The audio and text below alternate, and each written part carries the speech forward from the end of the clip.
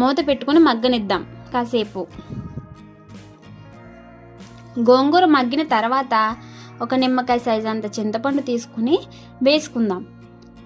ఈ మిశ్రమం కూడా గిన్నెలోకి తీసుకుని వెల్లుల్లి, ఉప్పు వేసుకుని రోట్లో వేసుకుని రుబ్బుకుందాం. ఇందులో పచ్చి వెల్లుల్లిపాయ వేసుకోవాలి.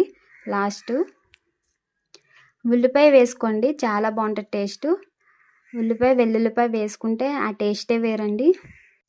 ఉల్లిపాయ అంత మెత్తగా కాకుండా మన పంటికి తగిలేలా రుబ్బుకోండి. పచ్చడి ఒక గిన్నెలో తీసుకుందాం. మన గోంగూర రోటి పచ్చడి రెడీ. వేడి వేడి అన్నంలో గోంగూర పచ్చడి వేసుకుని నెయ్యి వేసుకుని కలుపుకుని తింటే ఉంటుందండి అమృతం. ఇంకా అవి ఇవి తింటాం ఎందుకండి బాబు, బిర్యానీలు అవి ఇవి అంటారు కానీ గోంగూర పచ్చడికున్న టేస్ట్ వాటికి ఎక్కడ వస్తుందండి.